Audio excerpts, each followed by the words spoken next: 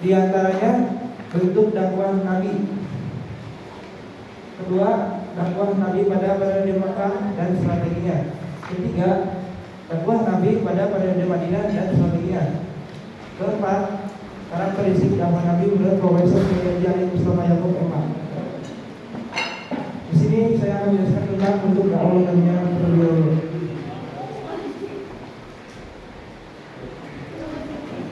Bentuk dakwah Nabi SAW yang pertama adalah dakwah secara terang-terangan.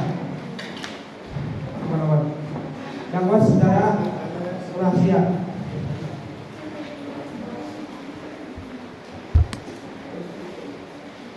Yaitu ad-da'watu bisri. Ad-da'watu bisri. Yakni dakwah atau penyampaian Nabi kepada masyarakat tertentu sebatas hanya kepada orang-orang yang bertanggung jawab saja. Pada orang tertentu. Yang kedua, dakwah secara terang-terangan, yakni ada waktu belajar, yakni dakwah atau ajaran secara terbuka terhadap masyarakat. Maksudnya adalah dakwah atau ajaran secara terbuka dan terang-terangan kepada seluruh orang untuk meninggalkan agama dan kebiasaan nenek moyang penuh dengan kesesatan serta berlawanan dengan akal sehat dan beralih untuk menemukan agama tauhid untuk agama besar.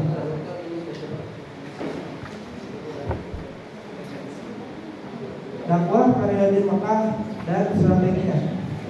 Ketika Nabi usia beliau 40, beliau berkontemplasi di Gua Hira. Di saat itulah Nabi menerima wahyu pertamanya. Kemudian melakukan dakwah menyebarkan apa yang sudah beliau dapatkan secara diam-diam hingga turunnya wahyu surat Al-Hijr ayat 94. Saat itulah Nabi mulai melakukan dakwah secara terang-terangan.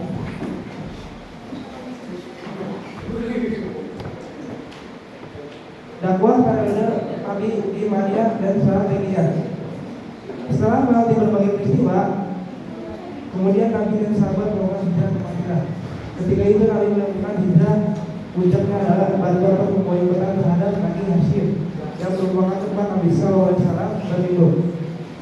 Di antara strategi dakwah Nabi pada periode Madinah adalah berikut. Yang pertama adalah pembinaan akidah. Dalam memulai pembinaan akidah di sini Nabi memberikan pemahaman atau lihat kepada masyarakat tentang akidah beragama, bersosial dan sebagainya. Kedua, menjalan ukhuwah persaudaraan antar sesama muslim. Pada hal ini terjalinnya ukhuwah yang begitu menarik perhatian adalah kaum Ansor yang ketika itu benar-benar menerima kedatangan kaum Muhajirin dengan sangat gembira, ikhlas dan sukarela. Yang ketiga, membangun masjid. Masjid yang dimaksud ialah adalah masjid yang berdiri megah di Madinah, yakni Masjid Nabawi dengan luas pasti 31,5 meter kali 27,5 meter. Yang sampai ini terus diperluas untuk luas wilayahnya. Tujuan Nabi menciptakan masjid ini bukan semata-mata untuk tempat sholat atau beribadah, melainkan bisa digunakan untuk kepentingan lainnya, diantaranya satu, tempat belajar, kedua, tempat bermusyawarah, ketiga, tempat pengobatan. Dan yang keempat, membangun pasar. Tentu saja dengan pemikiran pemerintah yang akan sangat jeli dalam melihat prospek ke depannya. Maka dari ini itu menyiapkan pola dakwahnya untuk membangun pasar. Lalu karakteristik dakwah Nabi menurut Profesor Kiai Haji Ali Mustafa Yaakob terbagi menjadi 7. Yang pertama, memberikan peringatan, yaitu berupa al-inzar. Al-inzar itu adalah penyampaian dakwah di Malaysia yang berupa peringatan terhadap manusia tentang adanya kehidupan akhirat dengan segala konsekuensinya. Al-Quran menyebut Nabi Muhammad SAW itu pula Nabi Muhammad sebagai nazir atau munzir, yang berarti orang-orang yang memberikan peringatan. Al-inzar dalam dakwah ini umumnya ditujukan kepada orang-orang kafir atau orang-orang muslim yang suka berbuat maksiat. Yang kedua, menggembirakan atau al-tafsir. Al-tafsir adalah penyampaian dakwah yang berisi kabar yang menggembirakan bagi orang-orang yang mengikuti dakwah. Bahwa dakwah yang dilakukan oleh Nabi SAW dan para nabi sebelumnya lebih besar daripada tafsir. Ketiga, kasih sayang dan lemah lembut, al-rif wa al-din. Beliau menjalankan dakwah bersikap kasih sayang dan lemah lembut. Sikap ini beliau lakukan terutama apabila beliau menghadapi orang-orang yang tidak beriman rendah. Membiarkan orang mengencingi lantai masjid yang biasa dipakai untuk sholat tampaknya termasuk dipakai oleh para sahabat pada saat itu.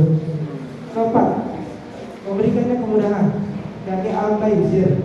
Banyak aturan-aturan di dalamnya yang oleh sementara orang dianggap demikian ternyata tidak demikian. Itulah Islam mengenal adanya dispensasi rukhsah, yaitu kemudian yang diperoleh karena ada sebab-sebabnya tertentu. Yang kelima adalah tegas dan keras atau al-syidah. Dari sikap Nabi yang lembut dan tidak mau bersulit, pada saat-saat tertentu Nabi SAW juga menunjukkan sikap yang tegas dan keras. Sikap ini biasanya beliau perhatikan dalam hal-hal yang berkaitan dengan masalah akidah. Begitulah Islam mengenal dari sebagai rukhsah karena kemudian yang dimulai karena ada sebab-sebab tertentu. Yang keenam adalah syarat tantangan dan ujian al-tahaddiyah. Dakwah dan tantangannya adalah dua hal, yaitu yang tidak dapat dipisahkan sejak usaha dakwah yang lain diciptakan, yaitu Nabi Alaihissalam tantangan dakwah yang berupa dari iblis agar beliau melanggar larangan Allah sedang bersaingnya, dan begitulah tentang dakwah sebagai dakwah ibadah. Nabi Muhammad SAW sendiri berjalan terus dengan kisah-kisah penjualan. Ketujuh, ofensif dan aktif kunjungi wal fa'li dari segi kebahasaan pada wala itu menggunakan dakwah dakwah sama dengan dakwah yang dilakukan oleh Rasul utama disebutkan tidak kurang dari 13 kali. Kesimpulannya, Nabi Muhammad SAW menyampaikan dakwah Islamnya menggunakan berbagai macam metode strategi, sejarah lapangan, politik, pemerintah, surat-surat peperangan. Bisa beliau berkomunikasi di dua hero. Di saat itu Nabi menerima wahyu pertamanya, kemudian beliau melakukan apa, menyebarkan apa yang sudah beliau dapatkan secara diam. Kemudian mendapatkan perintah bagi dia untuk berdakwah ke Madinah, yang kemudian oleh Profesor Syediali atau Umar. Ialah disebutkan bahwasanya karakteristik dakwah Nabi yang diperupakan dalam 7 jenis. Yang tadi bisa disebutkan yang pertama memberikan peringatan al-idhar, kedua memperkirakan al-tafsir, yang ketiga bisa saya marbut arti sekolah ini, keempat memberikan kemudahan al-taizir, lima tegas keras asyidah, enam syarat tantangan dia apa yang kemudian, tujuh ofensif dan aktif menjadi wafat. Sekian dari saya.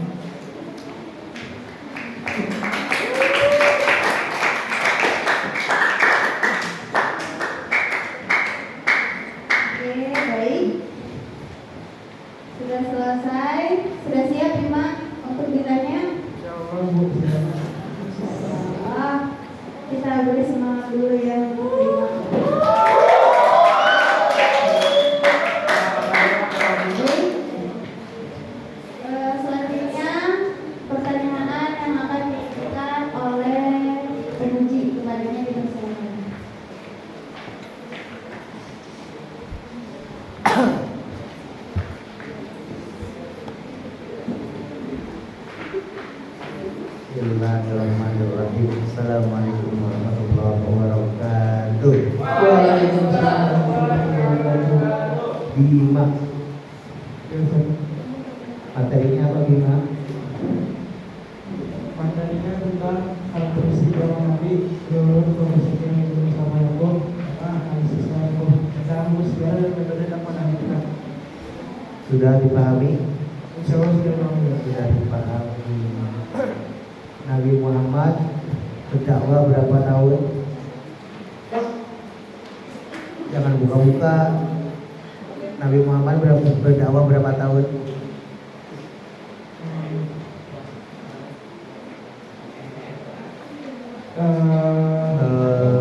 Dua deh. Tiga. 4 ya? 5,5. Berapa tahun?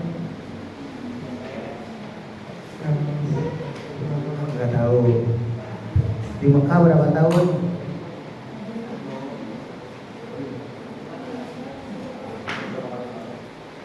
Ya, masih. Berarti belum paham, belum ini. Udah hatam belum ininya? Udah hatam, iya. Kalau udah hatam kan barusan saya hanya mengulas saya tuh. Yang barusan kamu sampaikan sudah tahu sebenarnya. Cuma saya mengulas. Di Mekah berapa tahun? Maka Berapa tahun? 1 tahun? 2, 3, 7 lah. Nah, berarti kamu belum menguasai materi ini. Berapa tahun? ini ada omongan ya. Masa gak ada atau tadi? Ada yang juga beliau memasuki usia yang 40 tahun mulai dakwahnya di Mekah. Mulai dakwah 40 tahun. Ya, di usia 40 tahun. Nabi dakwah 40 tahun mulainya. Itu mah jadi rasul kali.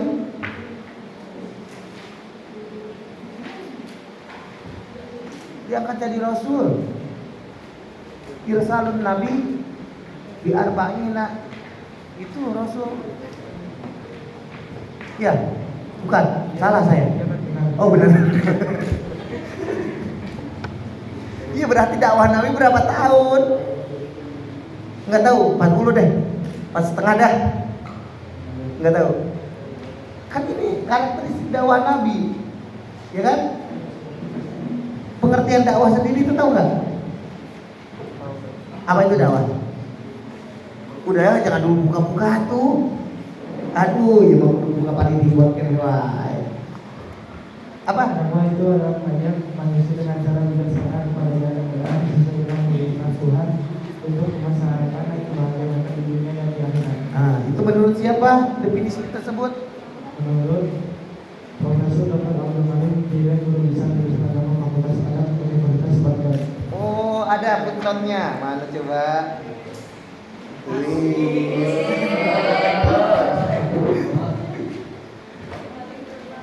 Iya benar. Iya. Nah, harus tahu juga nanti di Mekah berapa tahun, di Madinah berapa tahun. Dakwah Nabi bisri itu apa? Terang-terangan. Gue cium loh. Sirun.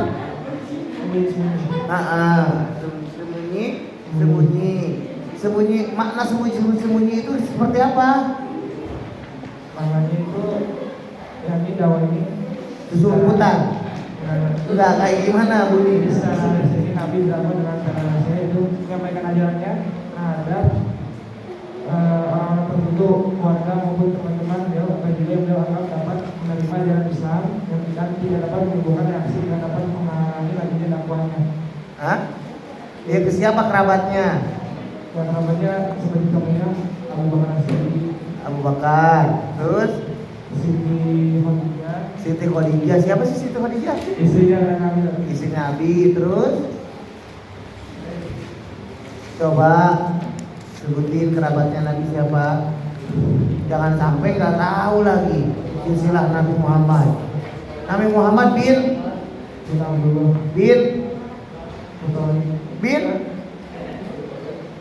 tuh rumah Nabi sendiri kagak tahu lagi. Hah? Wah. Bin siapa? Abdullah. Bapaknya Jauh bapaknya doang. Kakeknya nggak tahu. Kakeknya Nabi nggak tahu. Abdul Muthalib. Pamannya nggak tahu. Ya. Itu kan dakwah secara rahasia. Makanya saya tanyakan. Dakwah Nabi itu kepada rahasia itu kan ke kerabatnya. Kamu kerabatnya Nabi aja nggak tahu gimana mau ngejelasin tentang dakwah secara rahasia. Dakwah secara rahasia selesai. Oke, anggap. Langsung ke dakwah secara terang-terangan. Itu adakah ayatnya? kalau di sini nggak ada. Oh, di situ nggak ada. Dia ada komprehensif itu kayak gitu. Masa nggak ada sih? Nabi itu kan Nabi dan Rasul, dan pasti ada juga nantinya. Kenapa harus? Kapan batas waktu Nabi dakwah rahasia? kapan batas Nabi dakwah secara jahar, dari terang-terangan? Ada nggak? Ada nggak perintahnya Nabi untuk berdakwah secara terang-terangan?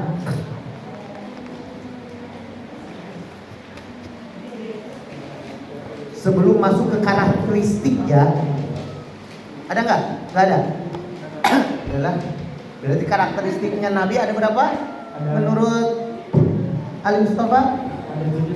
Ada 7. Coba gak usah buka slide. 1. Aizar. Hah? Aizar. Apa? Aizar. 2. Gak usah buka-buka itu juga. Kedua, At-Tafsir. At-Tafsir. 3. Ya. Ketiga, Al-Rif wal Alim. Hah? Al-Rif wa Alim. Apa itu? Kasih sayang dan lemah lembut. Kasih sayang dan lemah lembut. 4 pasti bisa jawab. Coba lihat ya. 5 pasti bisa jawab. Kuasain dulu materinya. Ya. Oke.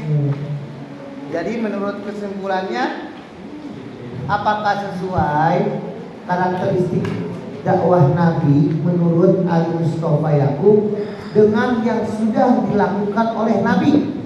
Menurut penulis seperti apa? Menurut saya sudah jelas. Sudah jelas. Dia cari aman ya. Sudah jelasnya seperti apa? Ya, contohnya seperti dalam memberikan peringatan. Nah, al-indar. Jadi memberikan peringatan. Memberikan peringatan. Pernah nggak Nabi melakukan itu? Pernah kan? Kapan?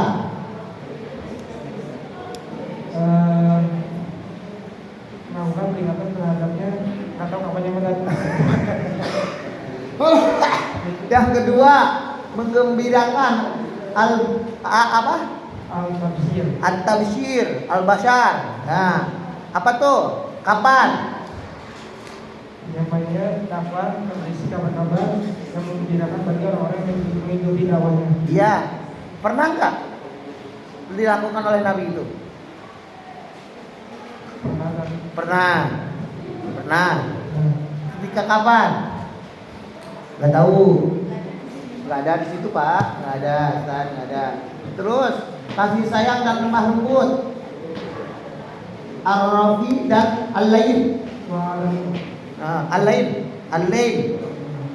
Kapan? Ketika gimana? Dari yang 7 ini deh. Dari yang 7 ini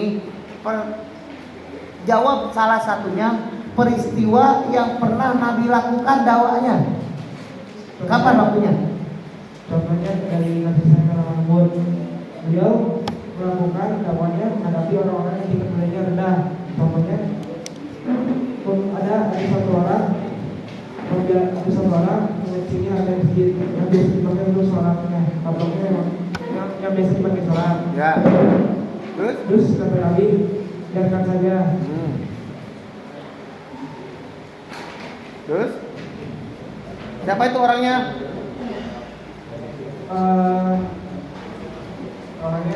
Orangnya nggak tahu. Si Fulan lah. Hah? Ngarang apa enggak nih? Cerita benar. Ada di sejarah. Ada. Oh, ada di situ. Di buku ini ada. Kamu tulis. Oh, di sana ada. Ya, siapa orangnya?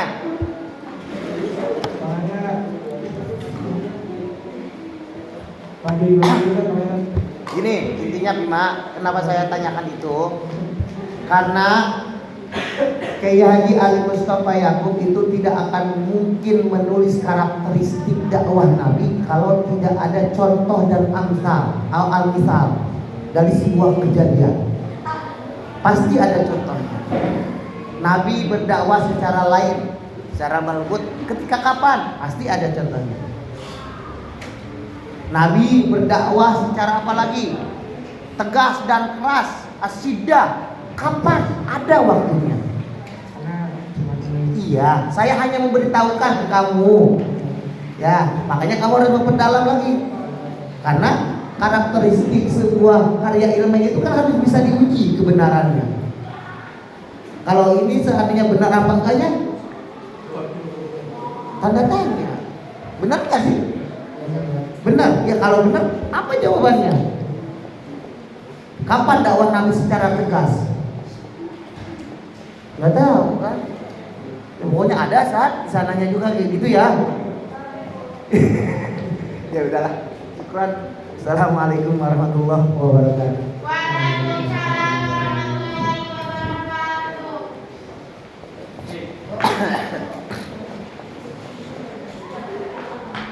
Oke, di mana? Ya, Bu.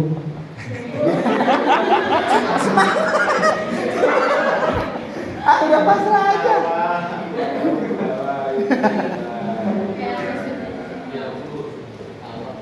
Bima, kalau dilihat dari judul kamu tuh luar biasa. Bener.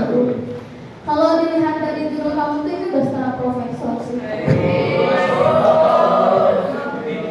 Kita lihat ya, di sini tuh judulnya karakteristik dakwah Nabi, kemudian juga ada analisis data, ada juga metode dakwah. Jadi kamu tuh 3 judul skripsi kayaknya dijadikan satu makalah yang alhamdulillah isinya tuh Enggak tuntas semua. ya, nggak dapat semua.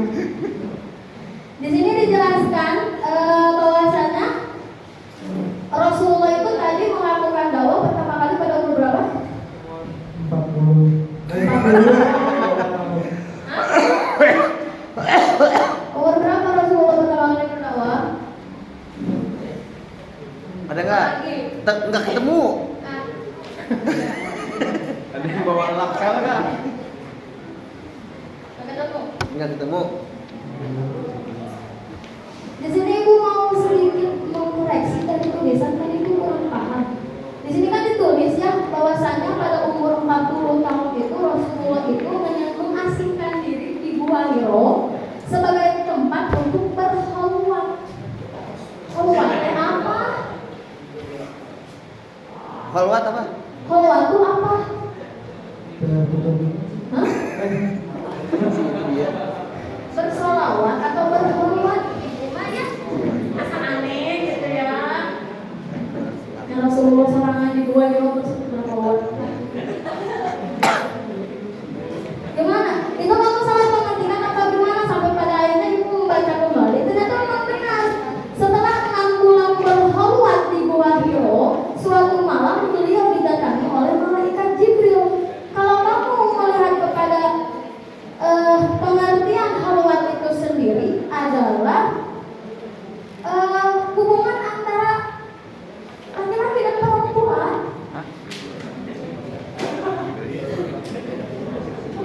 Ini kamu mengambil pemikiran kamu atau memang ada di buku itu seperti itu? Namun mengerti asal. Harusnya apa? Harusnya berdiam diri saja. Harusnya berdiam diri. Berarti kok usah ada kalimat khalwatnya ya. Nah kemudian Jas gratis nih. kemudian kan ternyata bahwa Rasulullah itu kan tidak langsung jalan ya, tidak langsung terang-terangan. Coba ibu mau tanya, apa perbedaan strategi dakwah ketika di Mekah dengan strategi dakwah ketika di Madinah? Apa perbedaannya? Perbedaannya kalau di Mekah itu secara rahasia, Hah? secara rahasia Secara rahasia. Emang di Mekah juga nggak ada terang-terangan? ada nggak itu Terus bedanya apa? Beda tempat. Bedanya apa?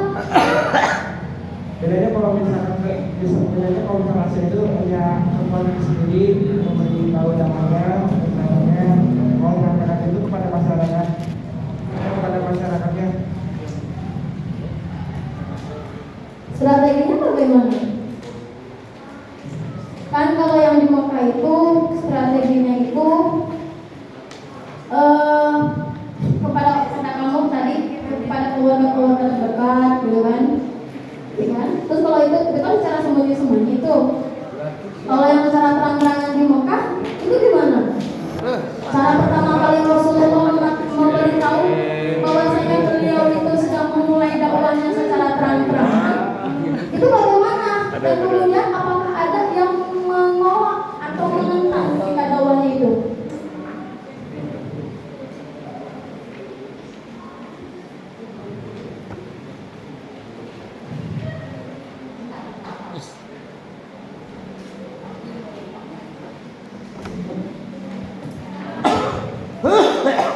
Dia udah makan siang kan dia.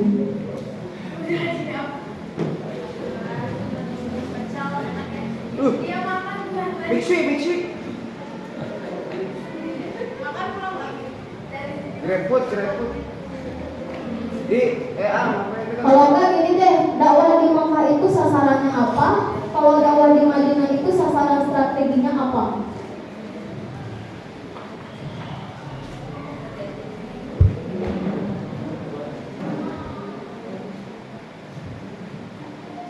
Kalau di Mekah Ke umat Mekah, ke masyarakat Mekah, ke Madinah, masyarakat Madinah. Lek. Yang bener.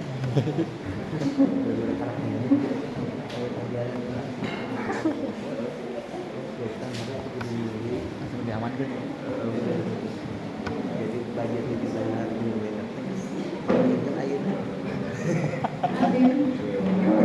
Coba deh, apa pilih? Lain juga. Dua. Kalau kelas genap. Kahar sih gitu. sinyal paham beren itu eta. Apa Bim? Laporan capek. Sasarannya. kalau yang saya tahu Hah? Aduh Bim, agak dijelas gitu suaranya tuh ya. Itu tuh belum belum hati suaranya itu.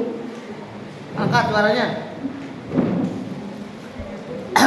kalau di Mekah itu secara rasanya dengan keluarga sendiri Ya. dekatnya karena Siti Khadijah sendiri Ali bin Abi Thalib sesungguhnya Abu Bakar Siddiq sahabatnya Zaid budak yang diangkat anak dan anak-anak Ummu Aiman Rasul Oh, ini ada di mana sebutin surah Al-Hijr ayat 94.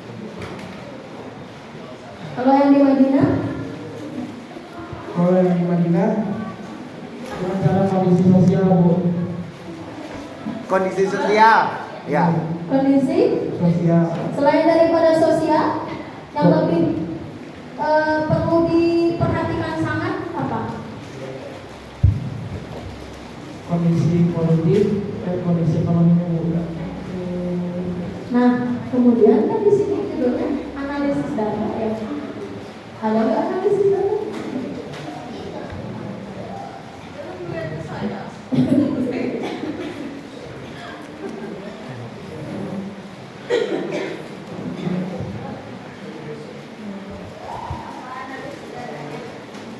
Lupa nggak ke kopi gitu loh.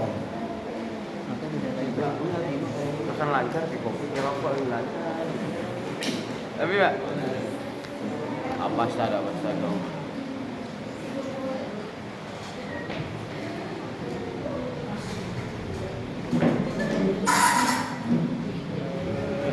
Analisis data. Oh, data. Kalau untuk melihat di zaman dulu Dala.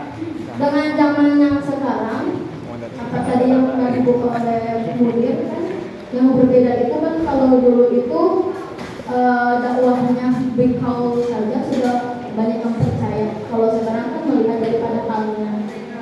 Kira-kira bagaimana strategi yang perlu dilakukan agar kita tuh bisa meniru dakwah Rasulullah tapi dengan keadaan yang zaman sekarang yang sudah sangat modern. Cara mengajarnya tuh harus bagaimana?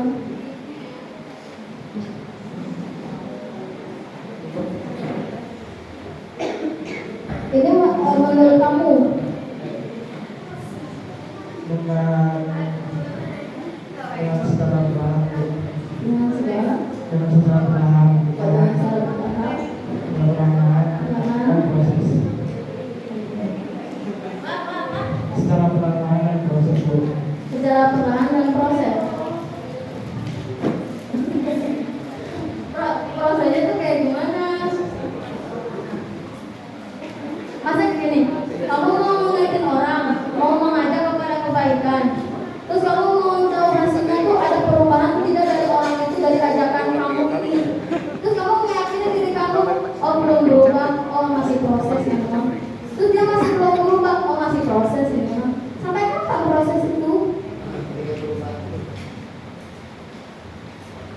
sampai jadi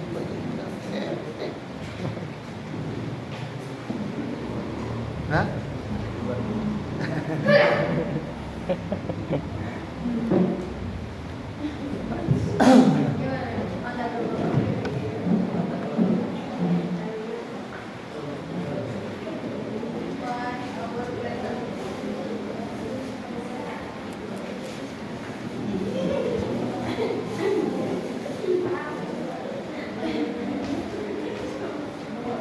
Dengan cara mengajak Bu, Dengan cara mengajak kebaikan. Dengan cara mengajak kebaikan. Mengajak kebaikan itu udah mengajak kebaikan. kebaikan. Oke, terima kasih Hilma. Silakan belajar.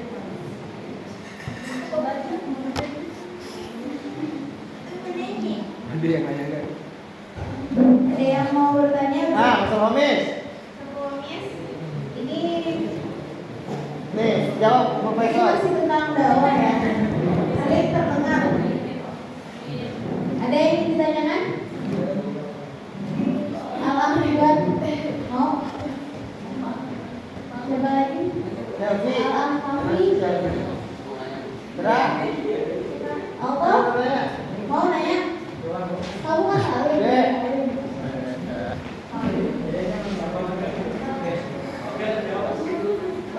Dek. Ustaz mau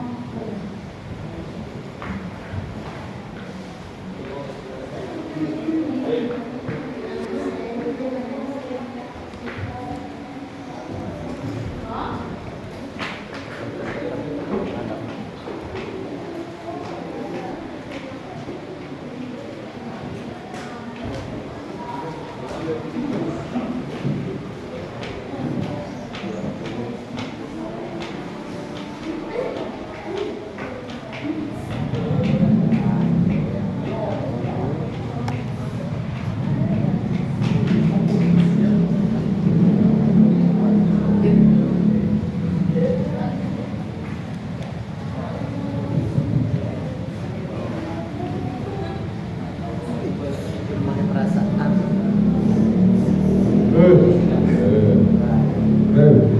Gimana?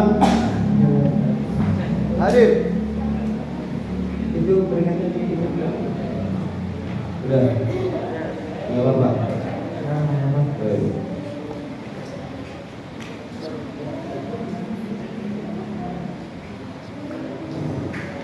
Apa yang mendasari Rasul dan sahabat, atau apa yang membuat hijrah Rasul, dakwah Rasul, apa yang membuat Rasul dan sahabat hijrah ke Habsah?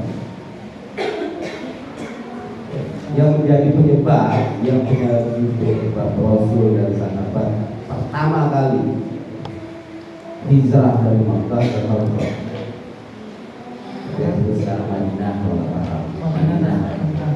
Iya, apa yang mendasari atau apa yang menjadi penyebab Rasul hijrah? Penyebabnya yang ini adanya perintah dari Allah Subhanahu wa Ta'ala. Yang kedua, tekanan dan ancaman terhadap kaum kafir Quraisy terhadap kaum muslimin. Yang ketiga, Madinah adalah tempat yang paling dekat dengan Madinah. Lalu apa yang menjadi penyebab dakwah Rasul sirron, sembunyi-sembunyi?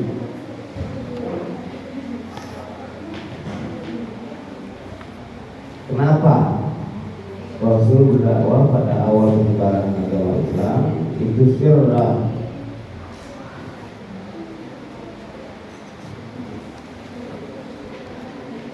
Dikarenakan beliau ingin berdakwah dengan cara rahasia. Iya, kenapa? Apa dasarnya? Kenapa harus sembunyi-sembunyi?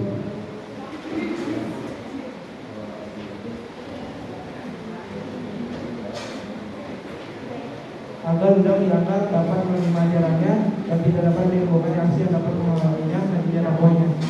Gimana? Agar beliau diangkat dapat menerima ajaran misalnya dan tidak menimbulkan reaksi yang dapat menghalangi dan dakwahnya. Lalu ketika hijrah ke Habsah atau ke Madinah, ada golongan yang menyambut beliau. Siapa? Kaum apa?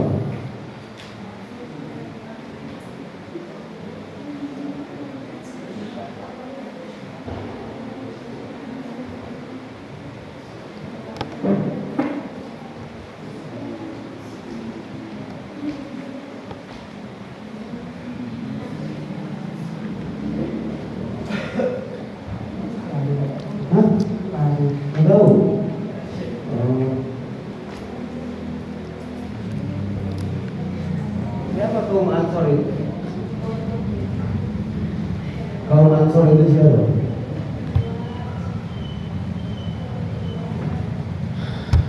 Kaum Muhajirin? Kaum Muhajirin itu siapa? Nggak ada di buku itu. Itu kan kamu nggak ada. Kaum Muhajirin itu siapa? Kaum Ansor itu siapa? Itu pelajaran MTS, SD malah.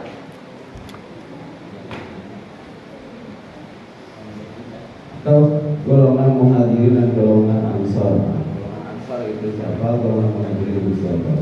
Nah, sama. Nah,